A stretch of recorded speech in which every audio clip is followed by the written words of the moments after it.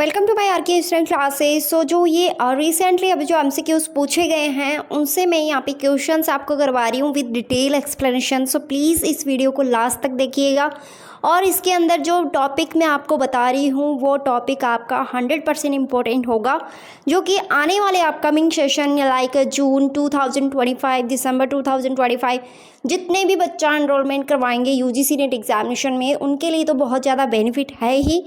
Plus यहाँ पर जिनका बच्चे का अभी जेआरएफ क्लियर नहीं हो पा रहा है उनके लिए भी ज़्यादा इम्पोर्टेंट है। तो प्लीज़ जो मैं टॉपिक्स आपको अभी रिसेंटली करवा रही हूँ या फिर जो मैं आपको रिसेंटली एमसीक्यूज़ करवा रही हूँ उस पर ज़्यादा ध्यान देना है आपको, उस टॉपिक्स पे आपको ज़्यादा ध्यान देना है ताकि आपका यूजीसी नेट का जो एग्जामिनेशन है वो क्रैक हो सके। सो चलते हैं अपने क्वेश्चन फॉर्मेट पे। ये क्वेश्चन अभी रिसेंटली पूछा गया है, इसमें लिस्ट 1 और लिस्ट 2 दी हुई है, जिसमें लिस्ट 1 के अंदर आपको दिया हुआ है मीडियम, यानी कि किस मीडियम से कौन सा डिजीज़ होता है वो आपको बताया है। देखो एग्जैक्टली यहाँ पे बहुत ही नियर बाई वो है ऑप्शंस दे रखे हैं और आपके पास में बहुत ज़्यादा डिटेल से आपको पढ़ना पड़ेगा इसको। सो फर्स्ट ऑफ ऑल आपके पास में ऑप्शन दिया हुआ है वाटर बॉर्न डिजीज़ से होने वाला रोग कौन सा होता है, तो वाटर बॉर्न से होने वाला डिजीज़ है कोलेरा। ठीक है, तो इसका ऑप्शन नंबर 3 हो जाएगा। और फिर बात करते हैं नेक्स्ट जो है वाटर वॉस्ट से होने वाला जो है बीमारी कौन सी है, वो है आपकी वाटर वॉस्ट से होने वाली बीमारी है ट्रेकोमा, और वाटर बेस से होने वाली है मलेरिया।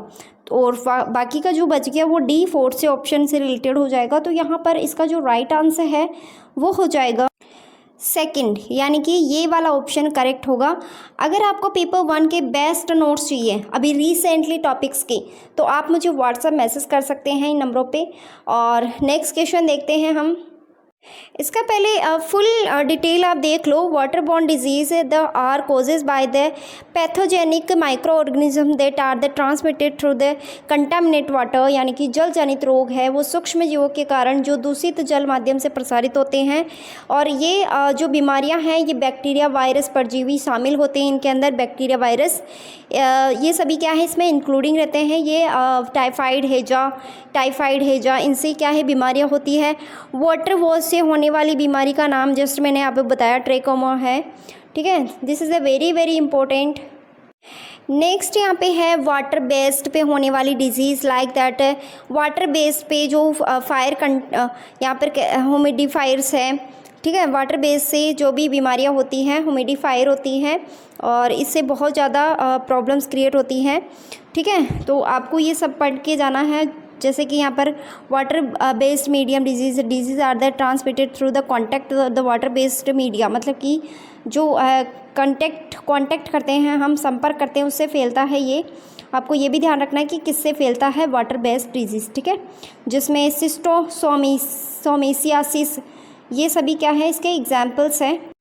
नेक्स्ट यहाँ पे क्वेश्चन है वाटर रिलेटेड में causes by the explore of the water related activities, जैसे स्विमिंग करते हो आप, है ना, जैसे बोटिंग करते हो, फिशिंग करते हो, इनसे भी बीमारियाँ फैलती हैं। और इनसे बीमारियाँ कौन सी फैलती हैं, जैसे कि आप यहाँ पर एग्जाम्पल्स दे रखे हैं यहाँ पर, जैसे कि बैक्टीरिया, परजीवी से होने वाली बीमारियाँ पे फैलती है, जैसे त्वचा पर चकत्ते हो जाना, कान में संक्रमण फैल जाना, इस तरीके से बीमारियाँ इसमें फैलती हैं। तो आपके लिए वेरी वेरी इंपॉर्टेंट है, इन बीमारियों को अच्छे से पढ़ के जाना है, इनसे बहुत ज़्यादा क्वेश्चन पूछे जा रहे हैं रिसेंटली। नेक्स्ट क्वेश्चन है in reference of the environment pollution which of the following are correct, select the correct answers from the code given below, मतलब कि जो पर्यावरण प्रदूषण के संदर्भ में कौन सा कोड सही है ये आपको चुनना है। कोड यहाँ पे दिए हुए हैं। इसमें देखो पर्यावरण प्रदूषण के लिए अगर जिम्मेदार ठहरा जाए तो ये सभी की सभी जिम्मेदार है, रिस्पॉन्सिबल है। Water pollution, air pollution, noise pollution, ये सभी की सभी क्या है इसमें जिम्मेदार है, तो आपको ध्यान रखना है। और इसके अंदर अगर बात की जाए कि इसका राइट ऑप्शन कौन सा है, तो राइट आंसर है इसका D ऑप्शन करेक्ट है। अभी हम बात कर लेते हैं कि पर्यावरण प्रदूषण होता क्या है। तो environment pollution refer to be the contaminations of this natural environment which lead to adverse changes, मतलब जो चेंजेस होते हैं वो क्या होते हैं, इन्वायरमेंट पॉल्यूशन की कैटेगरी में आते हैं, जिसमें आपका वाटर पॉल्यूशन आ गया, एयर पॉल्यूशन आ गया, नॉइज़ पॉल्यूशन आ गया, सभी के सभी इंक्लूडिंग है। तो आपको प्लीज़ आपको अच्छे से पढ़ के जाना है। वाटर पॉल्यूशन, वाटर डिजीज़ किससे फैलता है, ये सब पढ़ के जाना है। एयर पॉल्यूशन, एयर क्वालिटी क्या होती है, ये यहाँ से भी क्वेश्चन बहुत बार रिपीट हुए हैं। एयर क्वालिटी के बारे में पूछा गया था कि कौन सी एयर क्वालिटी आपके लिए स्वच्छ है, या और अगर हम साउंड की बात करें कि साउंड से जो इफ़ेक्ट होता है पॉल्यूशन, तो यहाँ पे जो डेसिबल होता है उसमें साउंड की ध्वनि मापी जाती है।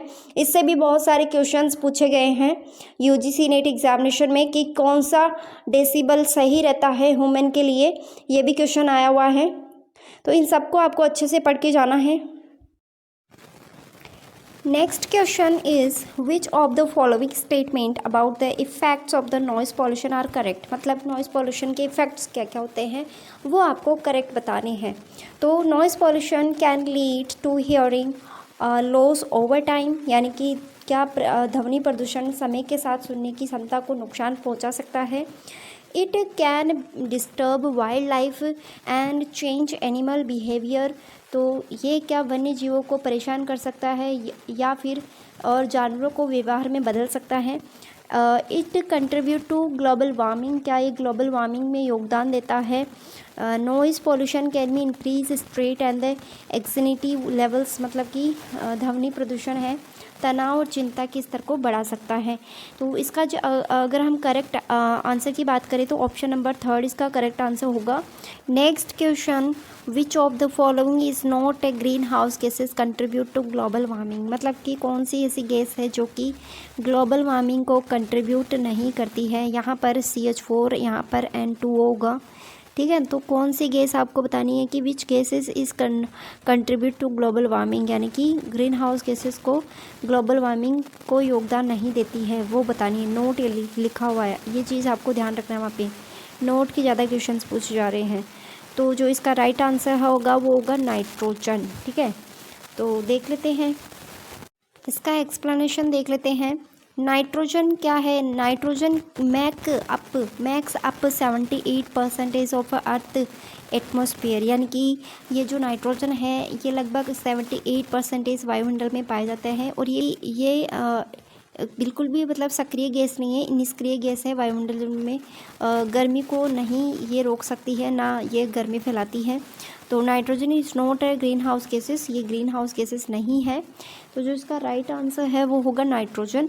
बाकी के ऑप्शंस आप देख सकते हो, कार्बन डाइऑक्साइड, जिसमें carbon dioxide major greenhouse major है, ये मतलब बहुत ज़्यादा इससे ग्रीन हाउस गैसेस इफेक्ट होता है, ये आपको ध्यान रखना है। ये PhD एग्जामिनेशन में भी पूछा गया था।